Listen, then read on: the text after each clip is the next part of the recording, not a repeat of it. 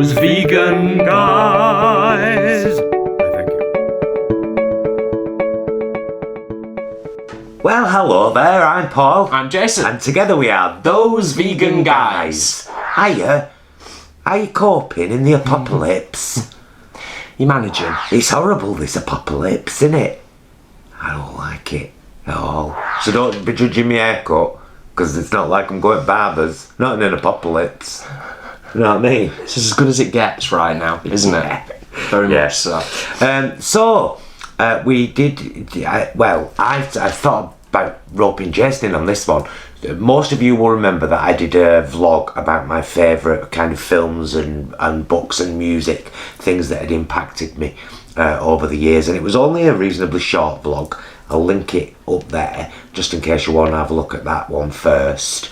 But it was. I was talking to Jason about it, and I said we should do one together because people have kind of asked, will you be doing any more of that? And it comes up a lot. It comes up a lot in our lives. We nearly always end up talking a little bit about what we're watching at the moment and what we're loving. So this is kind of, I suppose, it's an extension from your original vlog, and it's an extension from questions and discussions on some of our live videos. Yes, about what your favourite movies are. So we've had to kind of limit ourselves. We can't do movies and music and books because there's too much of everything. So today is just about movies. Apocalypse movies. Not apocalypse movies. Not movies about the apocalypse. Just movies. Movies you can watch in the apocalypse. That. Yeah. Yeah, all of that. I've written loads down and it doesn't even begin to scratch the surface. And what I've tried to do is follow Paul's sort of line, which is I've got hundreds of films that I love, but what are the films that have impacted me in some way, particularly in my formative years, which essentially would have been, you could kind of sum up as the 80s in reality. They're my formative years, born 79, going into the 80s. No, so the 90s. Oh, well. Yeah, 80s, 90s. Yeah, you're right, because it's not like the 80s was mine. Yeah. It was like, that's when I think your most formative years. Can't remember what they call those years when you're a little kid and you're kind of becoming the person you're going to be. And then, but I think like 10 to 16. Yeah, I know what you mean. Yeah. Is really when you find out who you are and learn about the world and. Yeah. Do you know what I mean? So a cup of coffee and a chat about movies. Are you going first? I will do, yeah. I've been very specific on mine. I've gone for a theme. So I've gone for movies with a message and a strong female lead. That's what mine are. And mine are just really simply films that have impacted me. Now, are you going to say why as well? Yes. I'm going to go into a little bit of detail about each film, but I'm going to also try and make it as quick as possible because otherwise this is going to be a really, really long vlog. Hey, let's not be complaining about long vlogs at this point in life. Everybody's stuck indoors with nowhere to go, now to do. Telly's trying its best, but and people like movie suggestions. Yeah. Because I've certainly learned from other people's movie. I totally. Talking. Absolutely, yeah. And found things and been like, that's amazing. Yeah. But hopefully what it might also do, because I suspect that many people, you wonderful viewers there, you will have seen most, if not all, of these films, but it may also serve as a reminder, and it might suddenly just be like, oh my goodness, I've not seen that film for years, it's amazing. So then you're tapping into a film that you love, and you've also got a bit of nostalgia as well tied in with it, and we all need a bit of that at the moment. We do. So, I'm going to crack on. Do it. Okay, so this is actually in no particular order at all, because I started the list, and then as you often do, you run out of space and then you start cramming more in on the same page. So, may as well start at the very top of the list. Weird Science. Absolutely classic 80s film. Love the cast, love the music, the story, the comedy. the tribute, the little tip of the hat to Mad Max, which I may as well just jump straight into and say that that is on my list as well. The Mad Max trilogy, but particularly the first one because it's a little bit darker. So yeah, Weird Science impacted me. Of course, Kelly LeBrock. Of course, Kelly LeBrock. Both are in that film. She's fabulous. Weird Science impacted me in a number of ways. One, because it was kind of a type of comedy that resonated with me. There was also the science component to it, albeit rather daft, but brilliant at the same time. The older brother, Chet, that character was just brilliant. so funny. Bill Pullman, Yeah, I think. he's dead now, isn't he? Yeah, or Bill Paxton, Bill Pullman. I should know that. One of them. Please and the don't. other one's still alive. Please don't chastise me in the comments, but I should know that. So that's Weird Science. Going into Mad Max, I'm going to segue into Mad Max. Mad Max is on my list, 1, 2 and 3, although the first one is probably my favourite. And that was, I think, my introduction to the apocalypse, funnily enough. Apocalypse. It was my introduction to that style, that genre. And for a number of reasons, they are great films. The first one in particular, Mel Gibson, absolutely phenomenal performance, particularly in that first one, and I think kind of underappreciated a little bit in terms of his acting chops, particularly in the early days. But I think Australian film at the time was probably quite underappreciated as well. And Mad Max, obviously being an Australian film. Can I just jump in there and say that he already had a name as an actor because he made a film called Tim with Piper Laurie, where he plays a gardener with learning difficulties, and he becomes Piper Laurie's gardener, and it's a beautiful film. Yeah. Love that film. Piper Laurie, by the way, is Carrie's mum in Carrie. Of course. Yeah. You're not going to say your famous line? No, save it for another time. So, moving on down the list, like I say, in no particular order, got to reference and was one of probably my earliest introductions to horror, which is pretty brutal, An American Werewolf in London. Brilliant film. I think it was one of, if not the first proper horror film that I saw, and it absolutely blew me away. And I kind of like in that the element of comedy as well. Very dark comedy, of course, but that that helped carry the film to what. And if I remember rightly, Jenny Agutter. Yes, the nurse. Plays the nurse, and she also plays Bobby in The Railway Children, which, as you know, is right up there for me. Yes, there we go. You know what? It's not on my list, and it should be. What? The Railway Children. Well, I'm looking down at your list, and it's kind of like there's a lot of sci-fi. What you should have done was genreise it like I've done.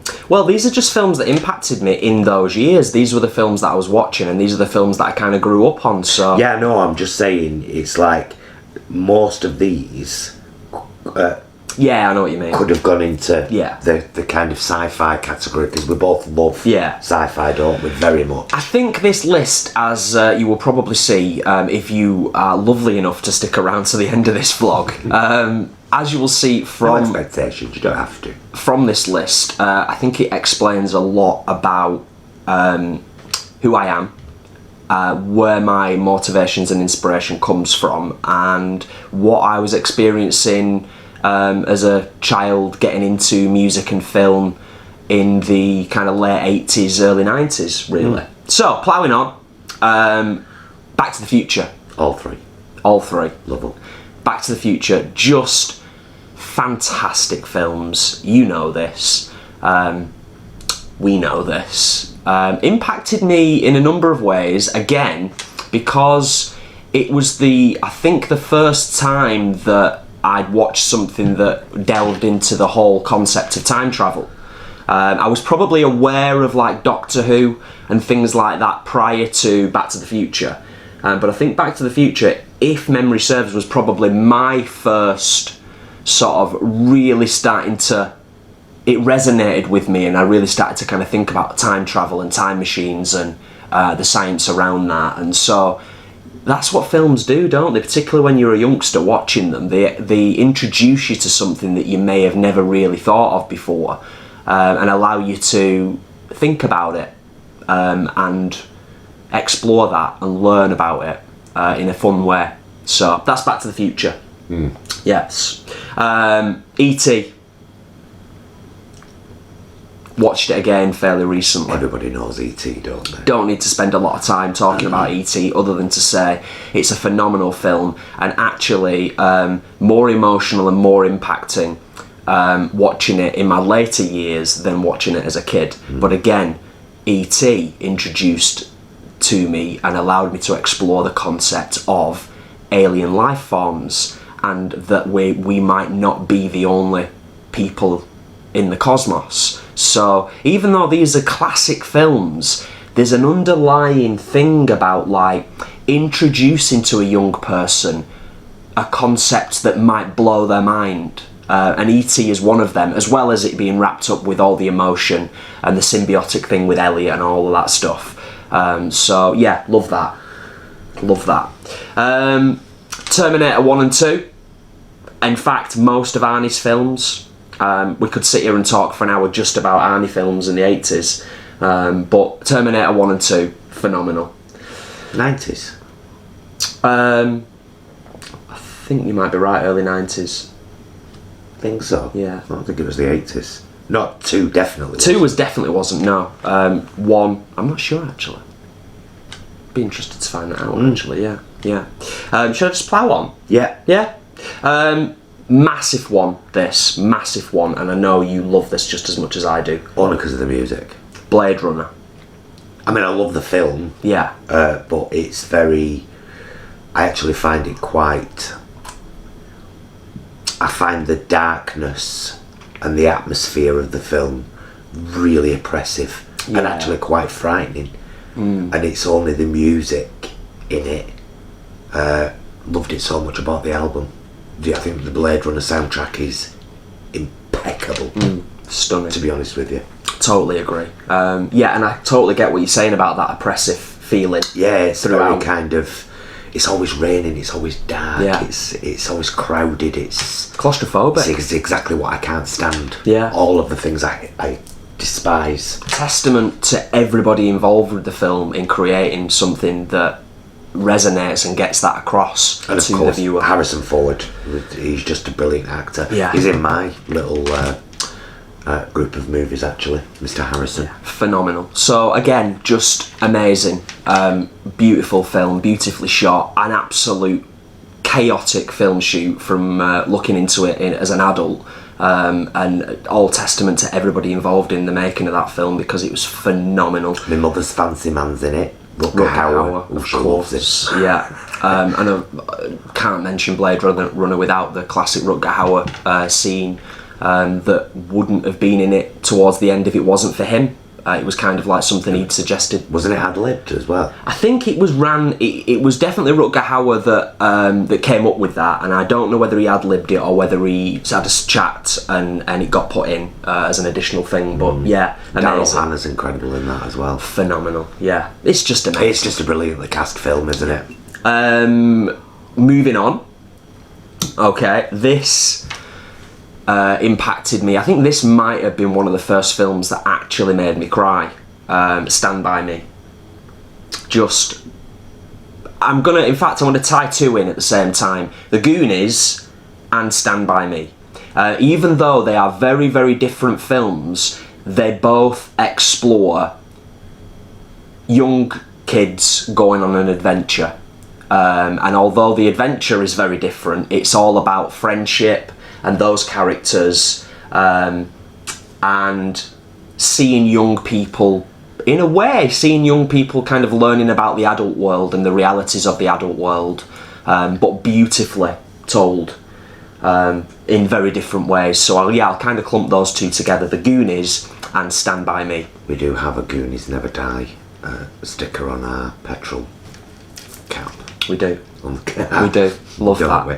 Love that. And there are moments in both of those films that are brutal. During the end narration in Stand By Me, when the character fades away as he walks away, that kills me.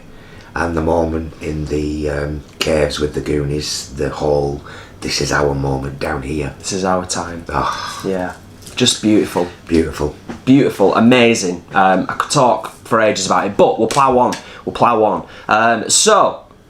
Very briefly, just referencing Top Gun. Bit of a random one, but resonated with me in a number of ways. I think at the time, I was probably going through a period in my head where the idea of the military seemed like a good thing. I'm glad that passed quite quickly, to be fair. Yeah, now we watch SAS. Who Dares Wins. Yeah. It's like, if anyone shouted at me in my face like that, see, this is why I never joined. It's true. But Top Gun really resonated with me, and I think obviously hindsight is 2020 in a number of ways. The soundtrack was phenomenal. There was the classic homoerotic beach volleyball scene. Yeah. Don't take this the wrong way, by the way, because this is not a read, but it's not. A lot of the films that you've picked are big movies that made it worldwide huge, because they were massively impacting to millions of people. Yeah, these aren't. I didn't really discover hidden gems until I was as an adult. Yeah, that's why I said it's not a read. Yeah. It's just like these are. Most people, I hope, will know most of these films. Yeah, Do you know what I mean? totally. And that's kind of what we said at the start, was that actually Top Gun was massive. Top Gun was huge, but people may have been impacted by the film for different reasons. But also, equally, lots of us will share that we were impacted for the same reasons. So for me, it was the soundtrack, the acting, the actual cinematography in terms of the choreography of the flight and stuff very like that. well filmed. It was really well directed. Yeah, absolutely. And photographed. It was a brilliant and beautiful and emotional. movie. Like Goose, that destroyed me and probably destroyed most people. So stating the obvious there, but it did impact me, and that's what this is all about, is films that have impacted me. Moving on briskly, Alien 1 and Aliens 1 and 2. I'm going to specifically reference them two. Again, I could sit here for a whole hour talking about the Alien franchise. It's something that's very close to my heart and something we both love, isn't it? Strong female lead. There you go. Sigourney Weaver, Alien 1 and 2. The first one is... For a while as a kid, and this says a lot about me as a kid, I thought the second one was the best of the two. Actually going back and watching the first one a few more times over the years, I think that I actually prefer the first one to the second one. But they're very different films, both absolutely amazing. Impacted me, again, in a similar way, because I think the first Alien was 79, so that would have been the year I was born. Still stands up to this day. 2020, you can watch the first Alien film. It's horrific. Yeah, And absolutely. brilliant, though. Yeah. They mostly come out at night. Mostly. Second one, though. I know. So, tied in with that, we've got a little bit of a mini cluster theme going on here in the middle, which was not intentional. Full Metal Jacket. I have to reference Full Metal Jacket because lots of people, maybe a bit older than me, will have probably come across a few other films that exposed them to, in some way, the horror of war. And it would have been their first introduction, so it might have been Platoon, it might have been Good Morning Vietnam with Robin Williams. For me, if memory serves, and I'm marking this as poignant because Full Metal Jacket, I think, doesn't really pull any punches, and it does show you the brutality of war. And as a fairly young person growing up and being exposed to that film, it really kind of hit me hard and rung true. And then later on, down the line, I think it was coming from Fallout, actually, from playing the Fallout games, and at the start of Fallout 3, or at the end, the narration says war. war never changes. And I think that's quite powerful, and we still haven't learned. Don't want to get too deep and meaningful about it, but that was my exposure to the horrors of war, and I think it was my first one, and I wanted to reference that. Flip it 180 completely. Who Framed Roger Rabbit? Had to have that on the list, because that was the first film of its type that I had seen, and I think a lot of people will have sat and watched that for the first time and been absolutely blown away that something like that could even be done.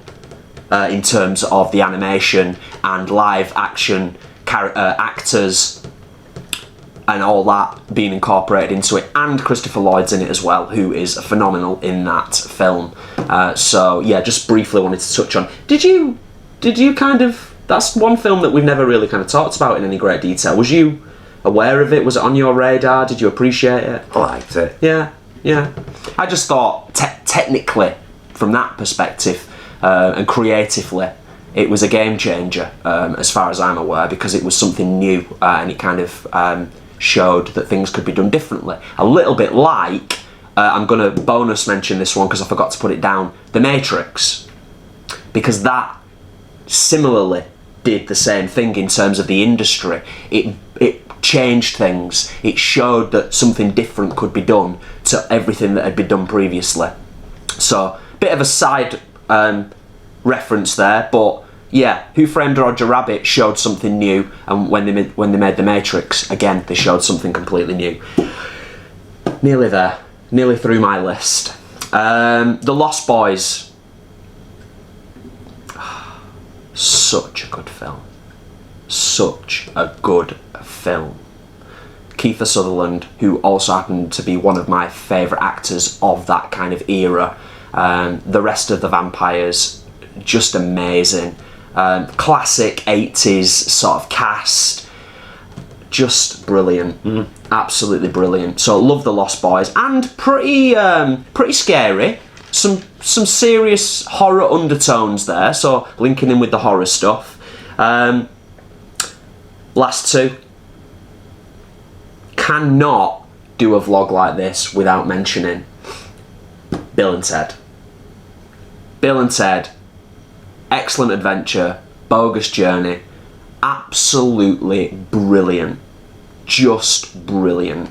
I like them both equally. They're just fantastic films. The soundtracks are amazing, the guys are phenomenal, and really looking forward later this year, if I'm not mistaken, to Bill and Ted 3. Which is, I think, already been filmed and is in post now. So, and the last one I'll mention, which I know is as close to your heart as it is mine, Mister, is Labyrinth. Labyrinth. And I mention Labyrinth for obvious reasons, in that it's amazing. You've got the puppetry, you've got the Henson, all that stuff going on.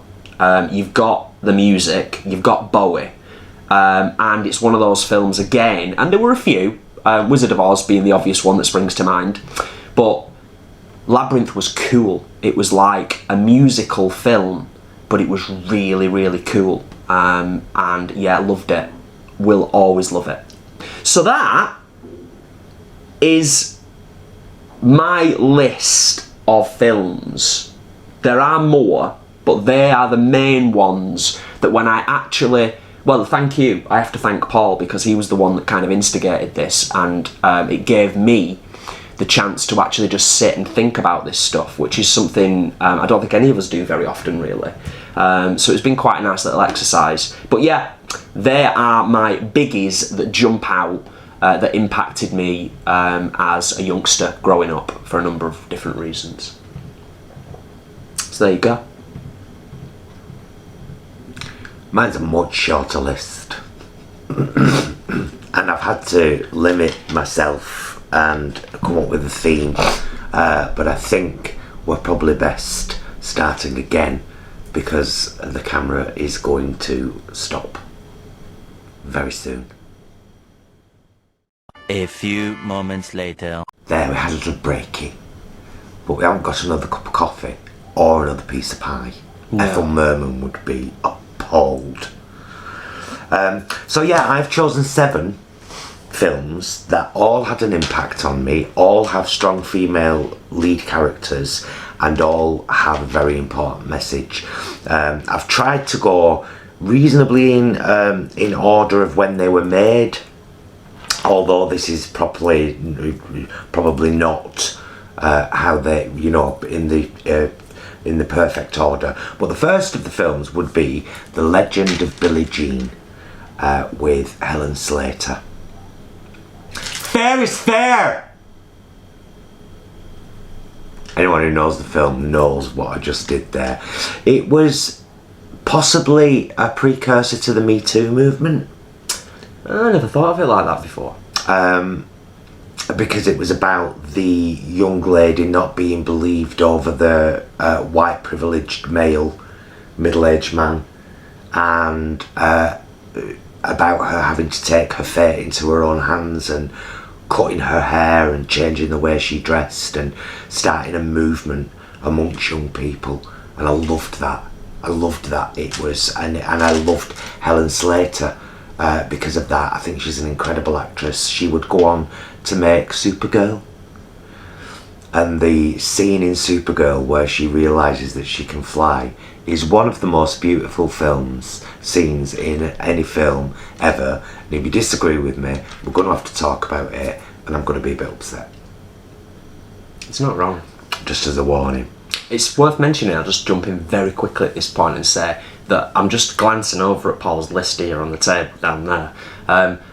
All of these films are films that Paul has introduced to me, and I now love, and have a place in my heart as well. So thank you. Well, they're great films. Yeah. The next 3 were all blockbuster movies anyway, a bit like many on Jason's list. So they will be on your radar even if you've never seen them.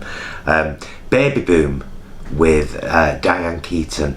I just think it's an absolutely beautiful story about a woman who is so wrapped up in work and power and those upper echelons of society, and fate jumps on in there and brings something into her life that she never expected. And the character arc, the story arc, and the character progression in this film are so beautiful, because Diane Keaton is such a great actress anyway. Yeah. But she goes from this highly strung, very powerful businesswoman to somebody so relaxed and unafraid to say, if you can do that for me, I can do it for me too. And that's the kind of message from that film. Powerful message. Brilliant. Yeah. Brilliant message. The scene where he quotes another $5,000 for the roof, and she just screams another $5,000 and falls down into the snow, was brilliant. Working Girl.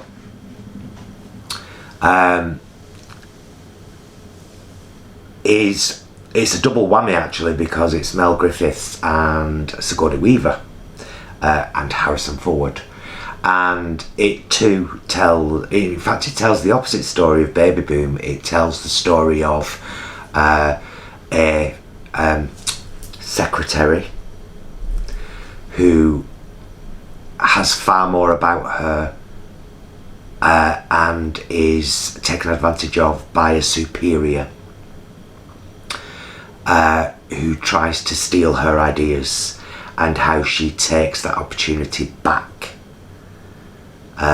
It's got one of the best songs ever written, Let the Rivers Run, by Carly Simon. It's a great song. It's a brilliant movie about fighting your corner and winning. And Sigourney Weaver's character in it's horrible. She is, but that's what's brilliant, because in everything else I've ever seen her in, I've loved her. So it was a nice juxtaposition to kind of, Shirley Valentine. Shirley is a housewife in Liverpool who has fallen into a system of routine, who's given the opportunity from a friend to go on holiday to Greece, which many obstacles try and stop her from enjoying. And then one particular neighbour, who she assumed had always looked down on her, gives her a gift because of the courage she believes Shirley has, and the reason she believes Shirley's taking the holiday, and it really changes Shirley's outlook on herself, and the entire film is about her journey, about finding herself again, finding the girl that used to go dancing, and that's the theme song, and being that girl again, and actually rekindling the relationship with her husband, which you don't necessarily think is going to happen, but becomes a blatantly obvious outcome of the movie. And Pauline Collins and her real life husband, oh no, he's not a real life husband, is he? No, sorry, I wouldn't have known, to be honest. no, Pauline Collins, I know who her real life husband is. He was in a sitcom with her in the 80s, but I can't remember what that was called. But Pauline Collins is incredible in the part, and the film normalises talking to inanimate objects such as the wall or rock on the beach, which I think is a very healthy habit. And it was the reason I fell in love with Grease, that movie, and the reason I desperately wanted to go to Greece for a holiday, and then we ended up doing that to Kefalonia twice, and the film was right. It's beautiful. Yeah. There's so many fantastic, beautiful moments in that film, though. It's an incredible film. It's just an incredible film all round. The naked swimming, the glass of wine down by the beach. It's so worth watching. These are all great films you can watch while we're all, socially distancing and self-isolating. Shirley Valentine is, if you don't love it, I'll eat a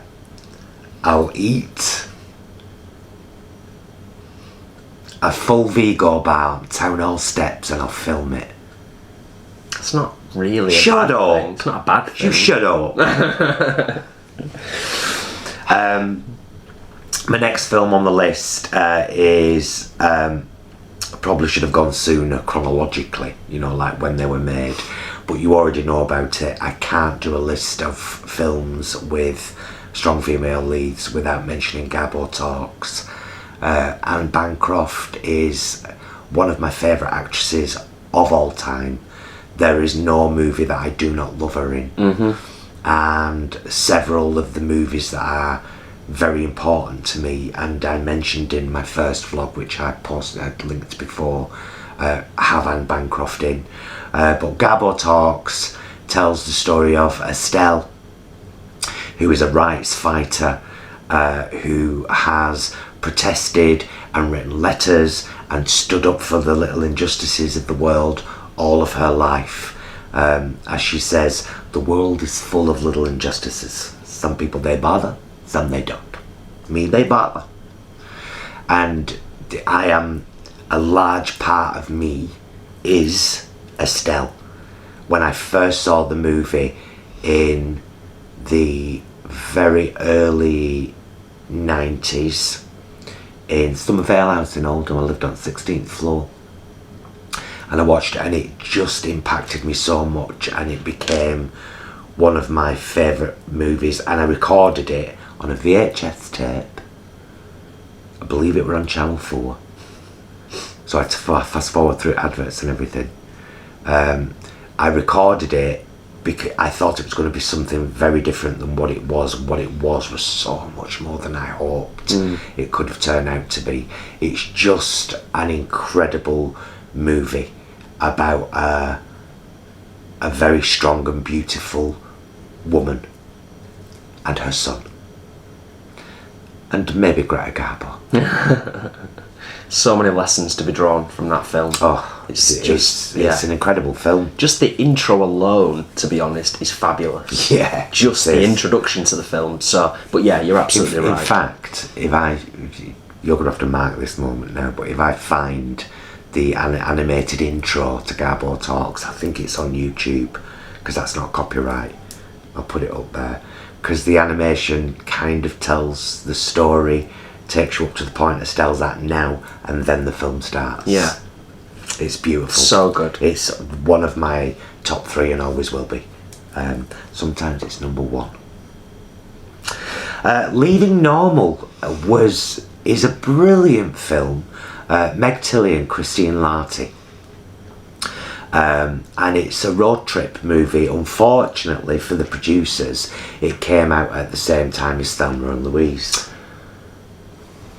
And so Leaving Normal became a back burner film, while Thelma and Louise, as we all know, became the huge hit it is. And I love that film, but for me personally, because I'm much more about story arcs and character development, Leaving Normal wins for me. I adore how Meg Tilly's character and Christine Larty's character are so different. So very different. Yeah. And the story, their journey covers some very dark territory, emotionally speaking, and some hard to swallow stories. But it's all important. It's important stuff to go through to get to where they're going. And the way that they get to where they're going, and the beautiful people that they meet along the way, and the crazy ways that they decide where they're going to go next. For example, a bird shitting on the map. It's a brilliant film, and Meg Tilly and Christine Larty are incredible in it. And it's about escaping a life that you've realised is going to hurt you or just isn't enough for you. So again, a really important message. Yeah, without a doubt. It's a brilliant film. And I'm going to throw one in here that's not on my list, because it's with you talking about the time theme. Yes. Before. Peggy Sue Got Married with Kathleen Turner was my first kind of time travel movie. Actually, it wasn't. That was one called Somewhere in Time with Jane, what's she called? Dr. Quinn, Medicine Woman, Jane Seymour, and Christopher Reeve. That was the first time travel movie, right? And I loved that. But then Peggy Sue Got Married it's a chance to right the wrongs that you've done in your life that have got you to the point you're at now. Peggy Sue wakes up. She's getting divorced. Life's tough. She doesn't have a great relationship with her husband. They're about to go to the school reunion. But now divorced, and she ends up being a teenager again. And it's a really good cast, actually. And it tells the story of how, if you could go back and change things, if you're given that opportunity, you might not. You might change some bits, but the bits that you thought you would change, you might not, because you realise what they mean to you. So it's another powerful lesson. All mine are very deep. Yeah, aren't they? But that's a good thing. But this is what movies do to me. I learn something from every movie I watch. I love. Final 2. I said 7. It's turned into 9. Baghdad Cafe. Marianne Segebrecht. And can somebody tell me how to say Chapounder? Chapounder. Is it Chapounder? It might have been like quite a few celebrities and actors that have got unusual names. It may have changed. The pronunciation may have changed over the years. Possibly. Yeah. But it's directed by Percy Adlon, who I adore as a director. And it tells the story of a German woman who falls out with her German husband on Route 66 and decides that she's getting out of the car because she's done with this dude. And she ends up at the Baghdad Cafe. She's just a little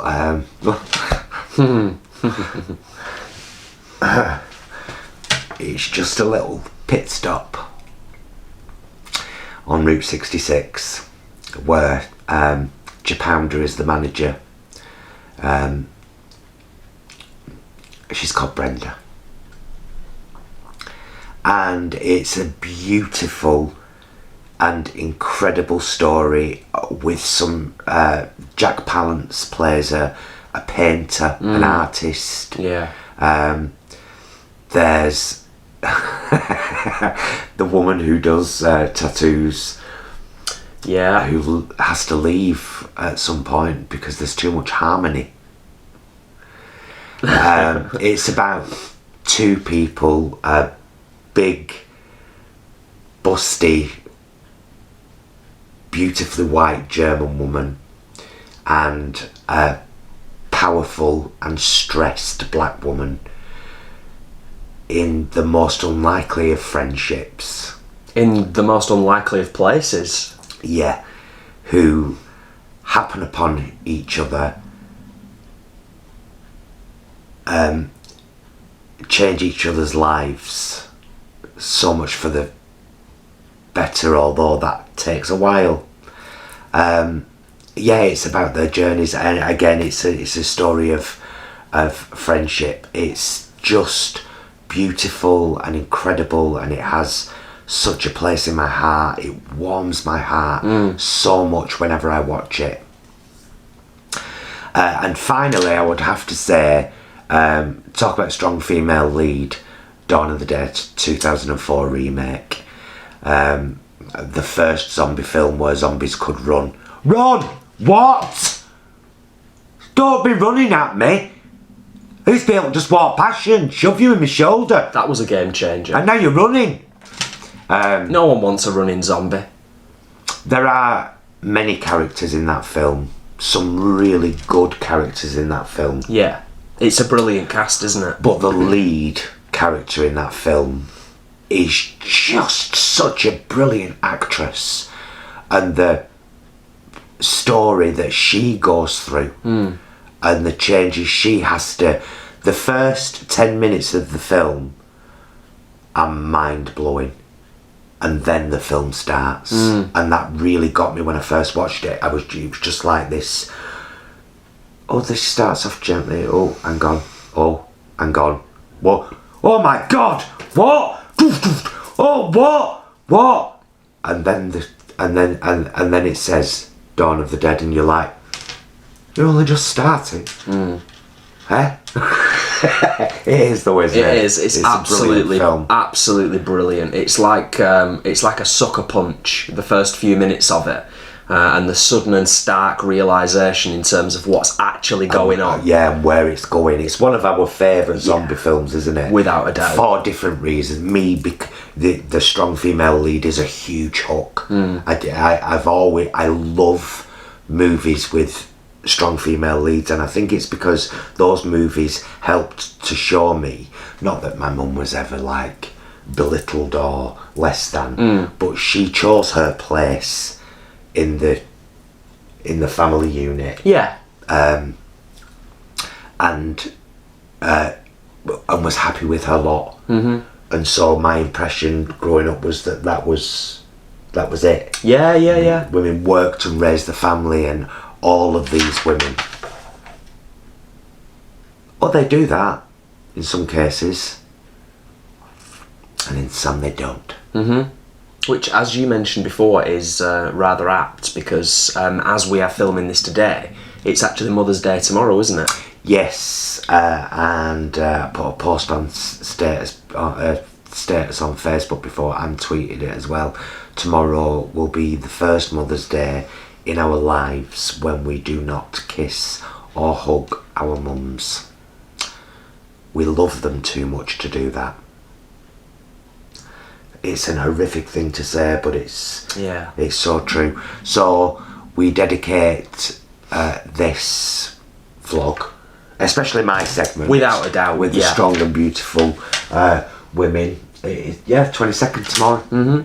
Yeah. We dedicate this vlog to Joan and Rona, and we're giving a shout out to our lovely friend Bev's mum Margaret, who she lost and misses incredibly, and I'm sure that there are many out there of you. So whether your mum is here with you physically or only with you in spirit, happy Mother's Day to all of you. Yes. Lots of love, and thank you for being some of the most incredible people in the world. We wouldn't be here without you. Yes, very perfectly put. Perfectly put. And in terms of the films and everything that we've talked about in the vlog today, really hope you've enjoyed it. Maybe there are a few in the list of films that have sparked something in you. And I think Paul's absolutely right. I think there are films that fly under the radar and maybe don't always get the global recognition they deserve, that can teach you really, really useful lessons if you're open to it. But equally, some of the big hitters out there that we're all very familiar with, equally they too can teach you valuable things, or introduce you to wonderful things that you then go on to explore and get into further down the line. You can't say that now without me mentioning, as a final movie, which is a current modern day movie, It's a Beautiful Day in the Neighbourhood. Oh, of course. Yeah, that's a good one to end on. And especially with us talking about Mother's Day. So, as Mr. Rogers says in that film, just for a minute, just for a moment, let's not count it, just for a moment, take a moment to think about the people that helped you to become who you are.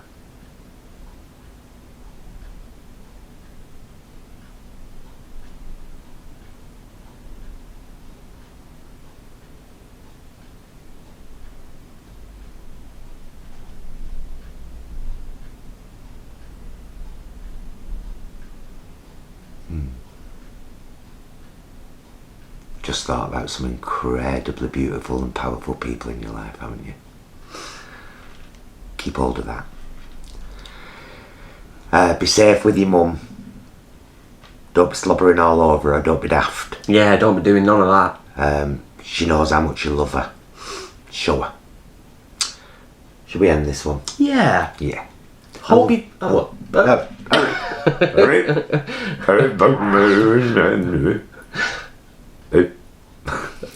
I was going to say, I was just, before we kind of close, and I was just going to say, I hope you've enjoyed this. It is something a little bit different. I've really enjoyed going through some of my films, and just to reiterate what I said at the start, I wanted to thank you for suggesting this one, because I've really enjoyed kind of going through stuff, and it's kind of an acknowledgement. And I love you. I love you too, mister. And we love you guys, and we'll be back with you again soon. Let us know if you enjoyed this down there. Take a look at whatever I'm throwing up there right now. Probably our recipes playlist, and maybe our chats and rants playlist, where we sit here and talk about all kinds of things and do some lovely live sessions. Yeah, thanks for being a part of our lives. Stick around. Until we see you next time, be excellent to yourself and each other.